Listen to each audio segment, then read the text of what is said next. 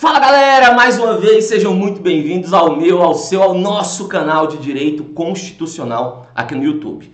Nós vamos hoje para a parte 2 da nossa revisão para o concurso do PROCON DF. Lembrando que essa revisão aqui está sendo um pouco diferente, né, da revisão que eu fiz lá para o CNMP na semana passada, porque eu só fazia os esquemas aqui, eu estou usando questões. Depois, inclusive, eu quero saber, né, você gostou mais como? Dessa revisão com questões, né, daquele outro tipo de revisão? Cara, esse canal aqui é totalmente democrático, vocês mandam aqui, beleza? E por isso que eu pretendo, a partir da próxima semana, pelo menos um dia na semana, acredito que quinta à noite, ter pelo menos uma live por semana aqui nesse canal, para que possamos, né, estar mais próximos aqui. Então, por favor, já curta esse vídeo aí, né, deixa o seu comentário, compartilhe aí com seus amigos o canal de Constitucional aqui do professor, né, e principalmente ative as notificações aqui, que sempre que entrar conteúdo novo, você vai ser informado aí pelo YouTube. Vamos lá, sem maiores delongas. Ontem nós conversamos um pouco sobre judiciário, executivo, legislativo, funções essenciais da justiça. Hoje peguei questões aqui de um outro assunto, né? Hoje nós vamos analisar aqui algumas questões de... tem uma questão de nacionalidade, tem uma questão de direitos individuais, tem outra de direitos políticos. Todo dia vamos estar tentando resolver um assunto diferente aqui. Lembrando, é uma revisão. Na revisão você não vai aprender as coisas, você vai relembrar tudo que você estudou aí durante esse período da sua preparação. Beleza? Mas vamos lá. Questão 2023, para você entender a identidade da banca. Marcos nasceu na Argentina durante viagem que os pais brasileiros faziam a serviço do Brasil. Com base nesse caso hipotético e na Constituição de 88, Marcos, vamos lá. Quando você pega o artigo 12, inciso 1º, ele fala, são brasileiros natos. Aí, lá na linha B tem assim, os nascidos no estrangeiro, filho de pai ou mãe brasileira, desde que qualquer um deles esteja a serviço da República Federativa do Brasil. Então, se Marcos nasceu na Argentina e os pais brasileiros, né, estavam a uma viagem, a serviço do Brasil, não tem conversa, meu irmão. Aqui é brasileiro o quê? Nato. Agora, lembra o seguinte aqui, só um detalhezinho para você não esquecer. Quer ver? Como essa banca de vocês, ela gosta da literalidade, quanto mais texto você relembrar, melhor para você, né? Então vejam bem, eu gosto de falar que nós temos 3 tipos de vínculo com o Estado brasileiro. Você pode ter com o Brasil um vínculo originário,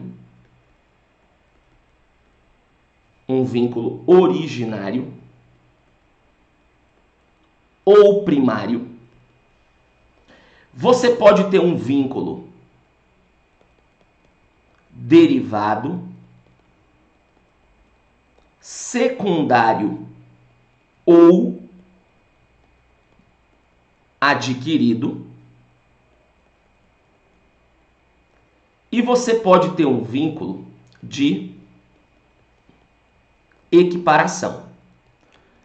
Perceba um detalhe importante aqui, pessoal.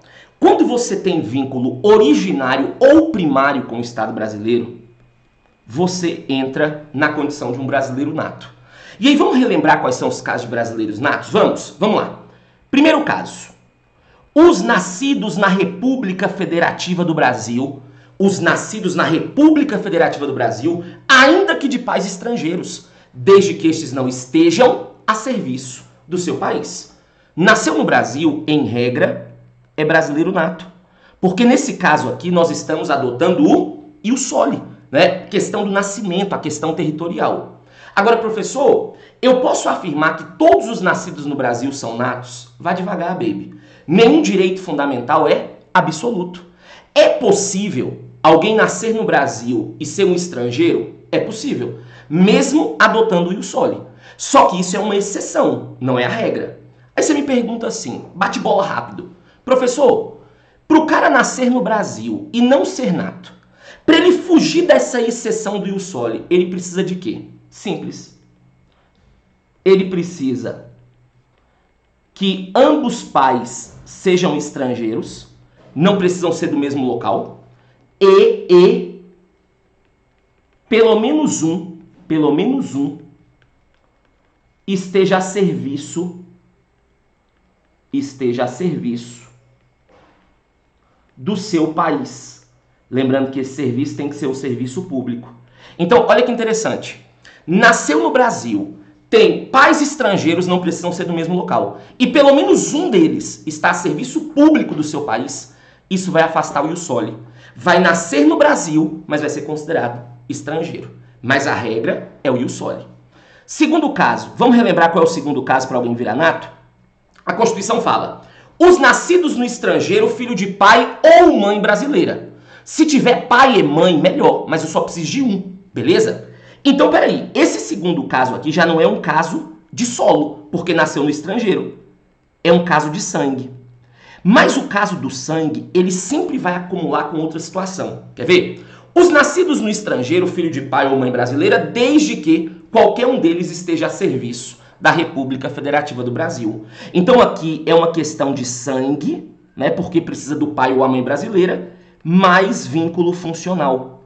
Ou seja, precisa estar a serviço da República Federativa do Brasil.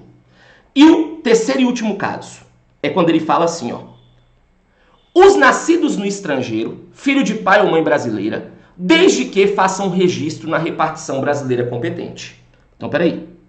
Aqui nós temos um caso de sangue, porque nasceu no estrangeiro, mais registro na repartição brasileira competente. Só que essa linha C, esse terceiro caso, tem uma segunda hipótese. Ou venham residir no Brasil e optem em qualquer tempo após atingida a maioridade pela nacionalidade brasileira. Então, a segunda situação aqui do terceiro caso é uma situação de sangue, porque nasceu no estrangeiro, mais opção após atingir a maioridade. Inclusive, isso aqui é o que nós chamamos de nacionalidade potestativa. Então, você tem aqui todos os casos de nato. O que ele colocar além desses não tem conversa. A questão está errada. Eu sempre falo para meus alunos, não é nato quem quer, é nato quem pode. E para ser nato, tem que entrar em uma dessas três situações. Ponto. Segundo tipo de vínculo que você pode ter com o Brasil é o vínculo derivado, secundário ou adquirido. Teve uma vez uma questão de uma prova que ele colocava um caso perfeito de brasileiro nato. Perfeito. E ele falava assim: nessa situação, fulano tem vínculo adquirido com o Estado brasileiro. Não. Se ele colocou um caso perfeito de nato, o cara tem vínculo originário ou primário com o nosso Estado, né? Vínculo adquirido é o vínculo de um naturalizado. E basicamente, quando eu falo de naturalizado, você tem dois casos. Você tem a naturalização ordinária e você tem a naturalização extraordinária ou quinzenária. Vamos relembrar aqui, pessoal, só para não ter problema. Naturalização ordinária se aplica para quem? Para os originários de países de língua portuguesa, os famosos lusófonos. Então, a naturalização ordinária você aplica para os originários de países de língua portuguesa. Aqui, nós exigimos do cara um ano ininterrupto de residência e idoneidade moral. Então, para os originários de língua portuguesa, né, a naturalização ordinária, nós vamos exigir um ano ininterrupto de residência mais idoneidade moral. Lembrando que ter esses requisitos aqui faz com que ele tenha uma mera expectativa de direito. Diferentemente, é a naturalização extraordinária ou quinzenária, que eu aplico para os originários de outras nacionalidades.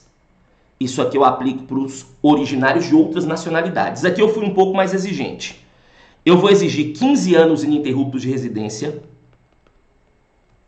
sem condenação criminal,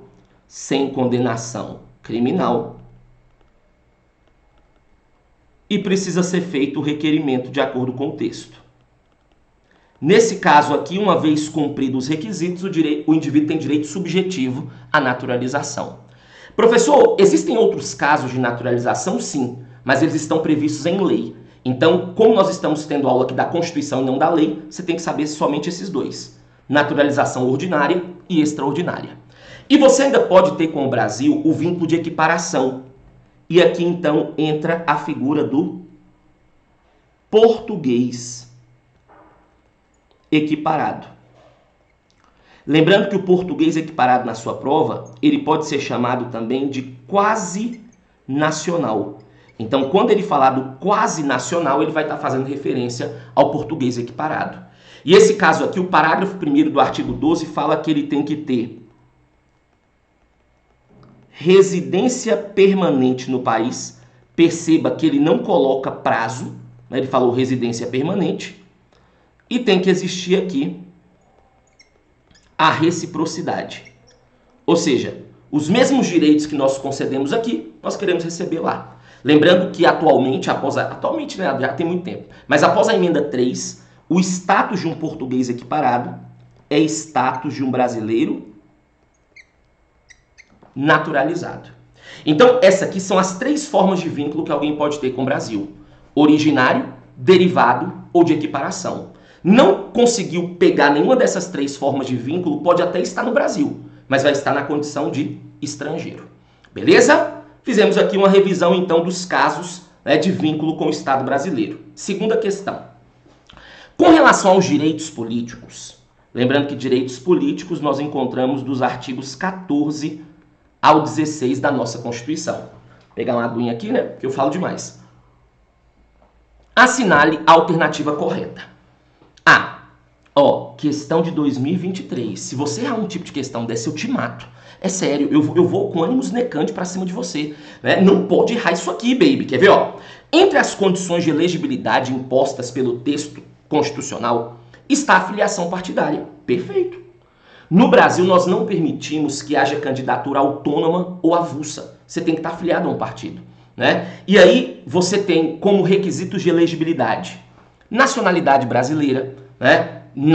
Naturalizado, ou até mesmo português equiparado, que tem status de naturalizado. Tem que estar no pleno exercício dos seus direitos políticos. O que é isso? A nossa Constituição coloca casos de perda e de suspensão de direito político. Se você não perdeu nem está com ele suspenso, eu afirmo que você está no pleno exercício, no gozo dos direitos políticos. Alistamento eleitoral. Antes de ser votado, você tem que votar, tem que ter título de eleitor.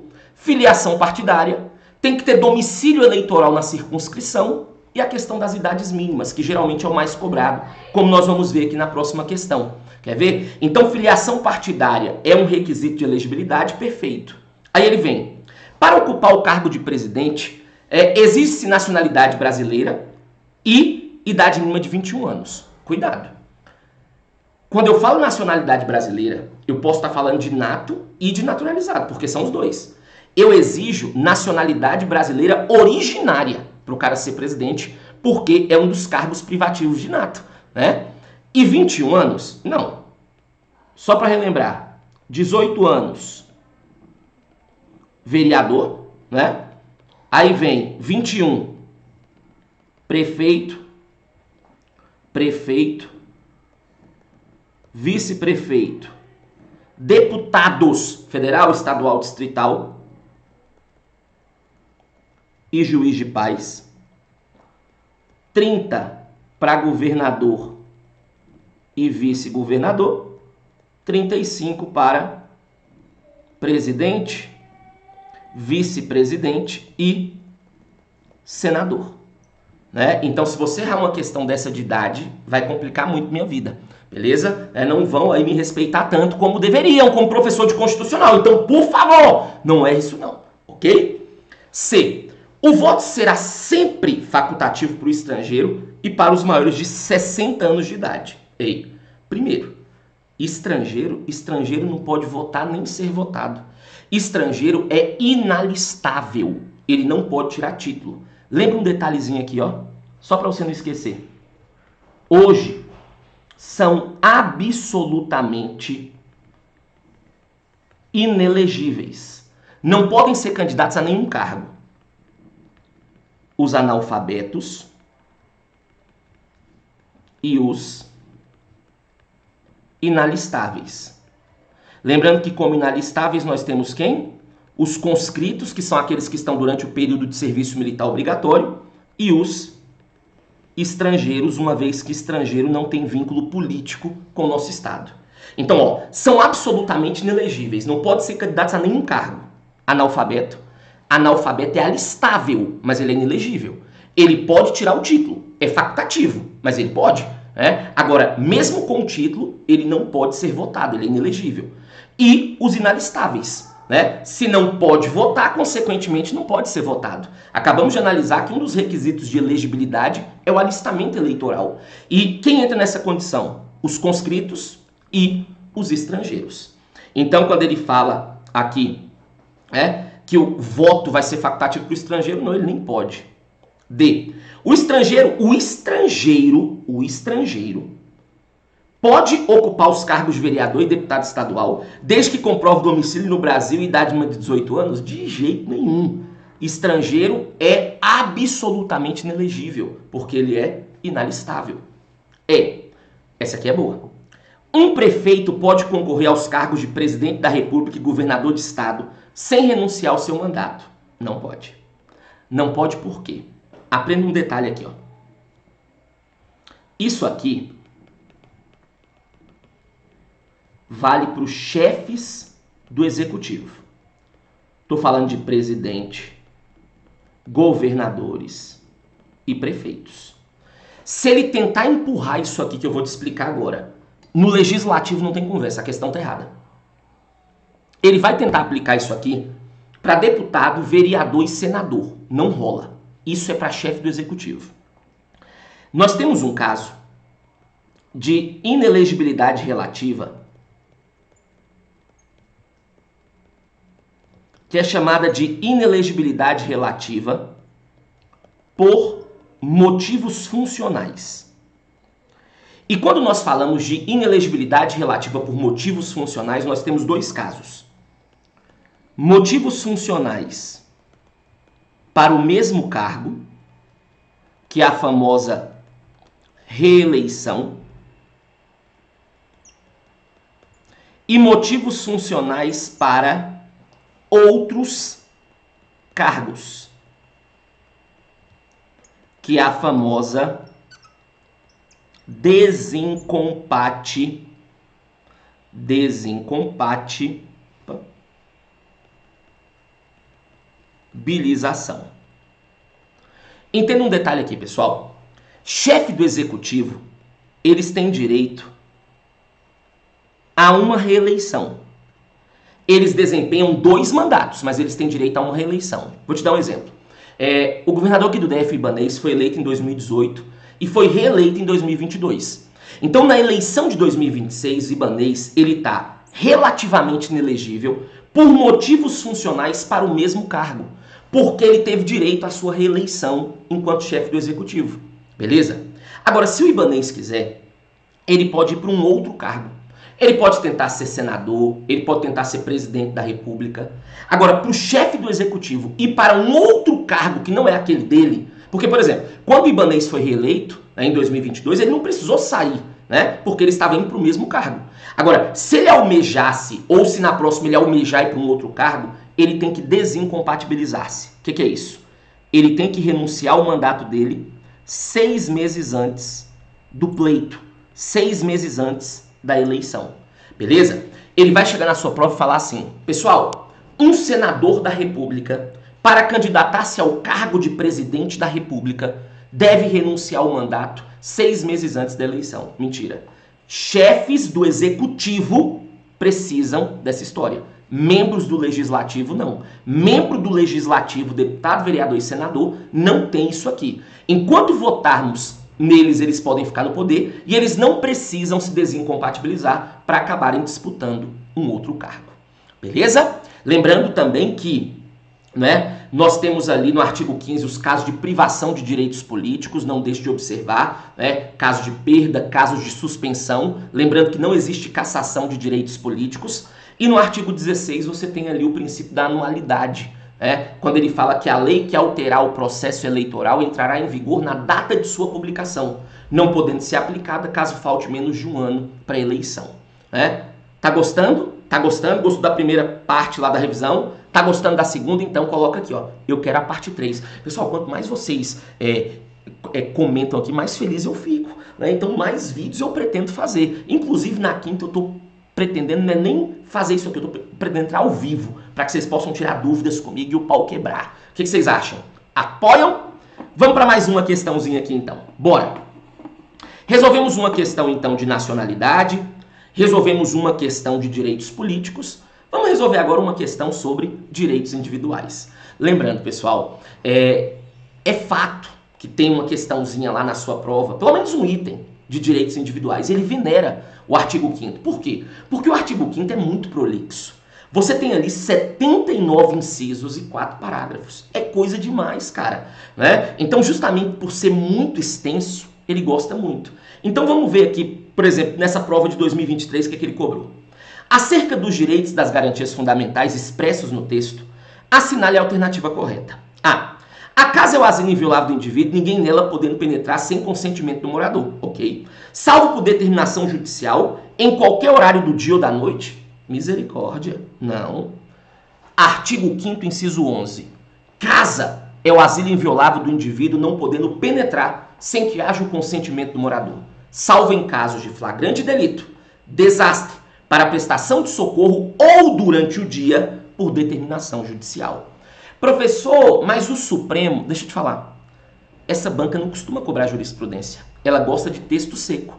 Eu sei que o Supremo, diante de casos excepcionais, não é regra, ele permite entrar durante a noite, sem consentimento para cumprir ordem judicial. Só que eu já te expliquei, né, desde ontem, você nunca parte da premissa que ele está falando da exceção, e sim da regra. E a regra é que não possa, beleza? E aí, detalhe, isso aqui está no inciso 11, que fala sobre inviolabilidade domiciliar, mas aproveite o embalo da revisão e já faça a leitura do inciso 12 também, que fala que é inviolável o sigilo de correspondência, comunicações telegráficas, dados e telefônicas, salvo no último caso por ordem judicial, na forma que a lei estabelecer para fins de investigação criminal ou instrução processual penal. Ele gosta muito desses dois incisos.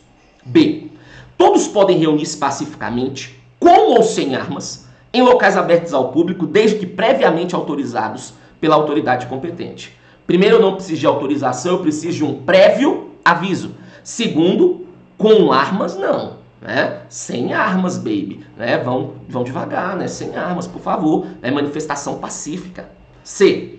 O exercício do direito constitucional de reunião em locais públicos está condicionado ao agendamento e à prévia o quê? Autorização da autoridade competente, não. Prévio aviso. Prévio aviso. Né? D. Segundo o texto constitucional, é livre a expressão da atividade intelectual, artística, científica e de comunicação, independente de censura ou licença. Perfeito. Certíssimo. Independente de censura ou licença. Tá vendo por que é importante ter domínio do texto? Cara, independente de censura ou licença, sim, é o que o texto fala, é a literalidade. E aí, pessoal, aproveitando o ensejo aqui, falei desses dois incisos que costumam cair com muita frequência. Não deixa também de fazer a leitura dos incisos que falam de propriedade, que vai ali do inciso 22, né? Do inciso 22 ao 26. Inciso 22 ao 26, principalmente o 25, que fala de requisição. Ele ama esse texto. Em caso de iminente perigo público, a autoridade competente poderá usar de propriedade particular, assegurada ao proprietário indenização ulterior se houver dano. Ele gosta. Veja também a parte de associações, que está, salvo engano, ali dos incisos 16 ao 21, salvo engano. É que ele vai falar ali de associação. É plena liberdade de associações para fins lícitos, exceto a de caráter paramilitar. Ninguém será obrigado a filiar-se ou a permanecer filiado. As associações, quando expressamente autorizadas, podem representar seus filiados judicial ou extrajudicialmente. Ele gosta muito disso aqui. Né? Você vai também observar que, além de propriedade, além de associações, eu gosto de citar também os parágrafos do artigo 5º. ele vai falar os direitos fundamentais têm aplicação imediata. No parágrafo 2º ele fala que podemos encontrar até em tratados internacionais porque o rol é exemplificativo. Parágrafo 3º fala de tratados internacionais, muito importante. Parágrafo 4º fala de Tribunal Penal Internacional, né? Então, cuidado aí com esses textos aqui, porque eles costumam ser cobrados com uma frequência boa, pelo que eu pude perceber nas provas aí que vão ser feitas, que são feitas pela Quadrix, beleza? Claro, artigo 5º é sempre uma incógnita, porque ele é muito extenso, pode cair qualquer coisa, mas se priorizar esses aqui, a questão acaba ficando ali um pouco mais interessante. O acesso ao domicílio, mesmo sem consentimento do morador, pode ocorrer durante o dia com simples autorização da autoridade policial. Viajou. Então, de fato, a única correta aqui é a letra D. Beleza? Então, resolvemos mais 3 questões aqui. Deixa aí, qual assunto você tem mais dúvida? Né? O que você quer que eu fale ali na próxima aula, amanhã? Né? O que você quer que eu coloque aqui? Na quinta-feira, você quer que eu faça uma live? Né? Esse canal é democrático. Esse canal é por vocês e para vocês. Beleza? Um grande abraço, bons estudos e até amanhã, se Deus quiser. Valeu!